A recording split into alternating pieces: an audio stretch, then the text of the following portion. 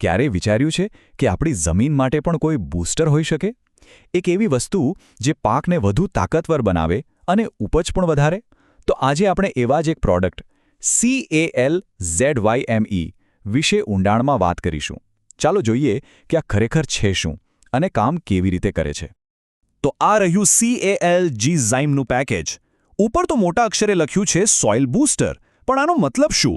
શું આ ખાલી કહેવાની વાત છે કે પછી ખરેખર આમાં કોઈ દમ છે?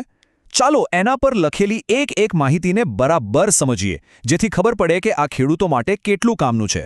તો મૂળ સવાલ એ જ છે કે આ સોઇલ બૂસ્ટરની અંદર એવું તે શું છે અને જમીનમાં જઈને એવું તે શું કરે છે કે જેનાથી પાકને આટલો બધો ફાયદો થાય? ચાલો આ આખી વાતને સ્ટેપ બાય સ્ટેપ સમજીએ. જુઓ, કોઈપણ વસ્તુની અસલિયત તો એની બનાવટમાં જ હોય છે, બરાબર ને? તો ચાલો સૌથી પહેલાં એ જ જાણીએ કે આ કેલ્ઝીઝાઇમ કયા તત્વોથી બનેલું છે.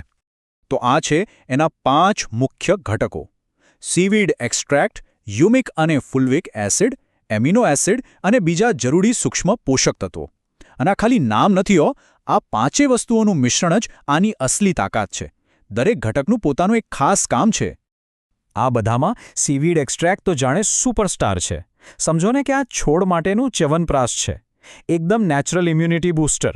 એ છોડને અંદરથી એટલો મજબૂત બનાવે છે કે ગમે તેવું વાતાવરણ હોય કે રોગચાળો, છોડ ટકી રહે છે. સારું, ઘટકો વિશે તો જાણી લીધું, પણ આપણે તો ખેડૂત માણસ, આપણને તો મતલબ એ વાતથી છે કે ખેતરમાં શું ફરક દેખાશે, પરિણામ શું મળશે. તો ચાલો હવે સીધા ફાયદા પર આવીએ.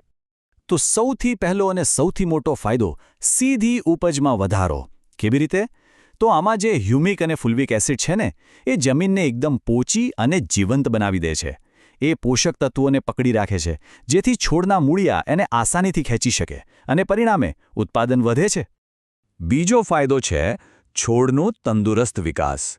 અને હા, પેલી ફૂલ ખરી જવાની જે સમસ્યા હોય છે ને, એમાં પણ આ બહુ મદદ કરે છે. આમાં રહેલા એમિનો એસિડ્સ છોડ માટે જાણે પ્રોટીન પાવડરનું કામ કરે છે.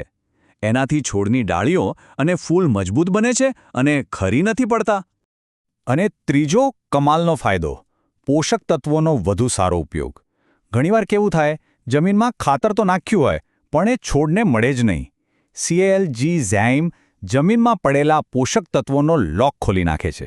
મતલબ કે ખાતરનો એક દાણો બરાબર કામે લાગે છે. અને સૌથી મજાની વાત તો એ છે કે આ કોઈ એક પાક માટે નથી, આ તો ઓલરાઉન્ડર છે. ભલે કપાસ અને ઘઉં જેવા પાક હોય કે પછી ડુંગળી, લસણ અને ટામેટા જેવી શાકભાજી.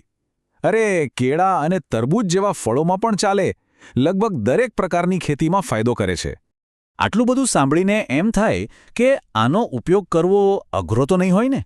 પણ ના, જરાય નહીં. ચાલો જોઈએ. આને વાપરવાની રીત તો એકદમ સહેલી અને સીધી છે. માપ યાદ રાખવું તો સાવ સહેલું છે. 1 એકર જમીનમાં માત્ર 2.5 એકમ, બસ આટલું જ. ના ઓછું ના વધારે, એકદમ પરફેક્ટ ડોઝ, જેથી પાકને શ્રેષ્ઠ પરિણામ મળે. અને વાપરવાની રીત પણ એકદમ સિમ્પલ, ખાલી 3 સ્ટેપ છે. પહેલું, સાચું માપ લો.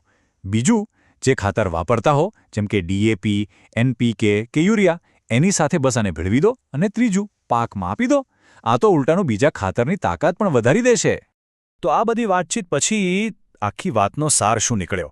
ચાલો એકદમ ટૂંકમાં સમજી લઈએ કે આનાથી આખરે ફરક શું પડે છે. જો, આખી વાતનો સાર આ જ છે.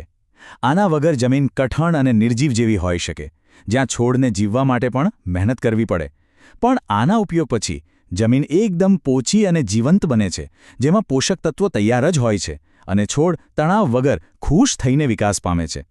તો છેલ્લે એક સવાલ મનમાં રહી જાય છે. આપણે પાક પર તો ઘણું ધ્યાન આપીએ છીએ, પણ શું ખરી કમાણી અને સારો પાક મેળવવાની ચાવી એ જમીનના સ્વાસ્થ્યમાં જ નથી છુપાયેલી? આના પર વિચારવા જેવું ખરું.